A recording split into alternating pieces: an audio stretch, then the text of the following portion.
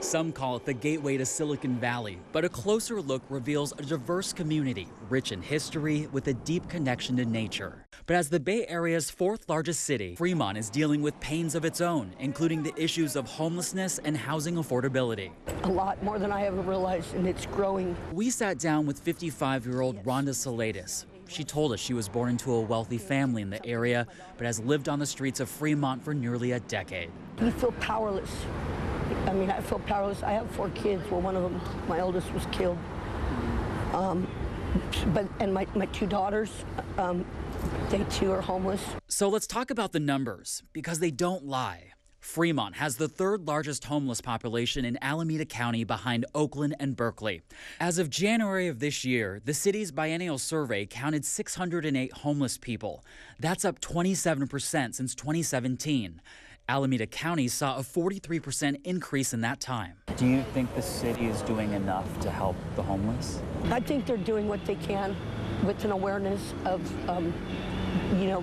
a bigger picture. That bigger picture takes us back to the summer when hundreds protested against a proposed homeless navigation center in Fremont.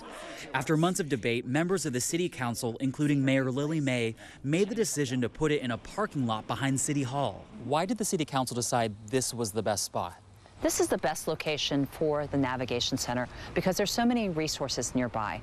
From Fremont's Family Resource Center, as well as our city staff, I think it allows us some great oversight. City officials say the center could open by mid-2020 and will cost about $7.7 million to build and operate for the next 3 fiscal years. For us to do nothing was not an option. Some of you might be wondering, how did we get here?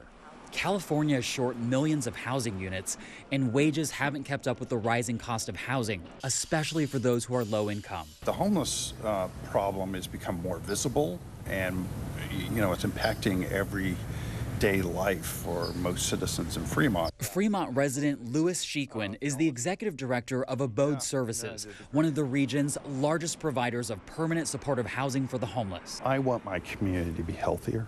I want it to be a place that we're all proud of. And we can't do that when some of us are unhoused, when some of us don't have our basic needs met.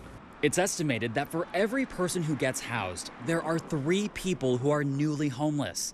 And believe it or not, the vast majority of the homeless are hidden. They're in families, they're children, they're single adults who don't have a disability, but who have been disrupted by the economy.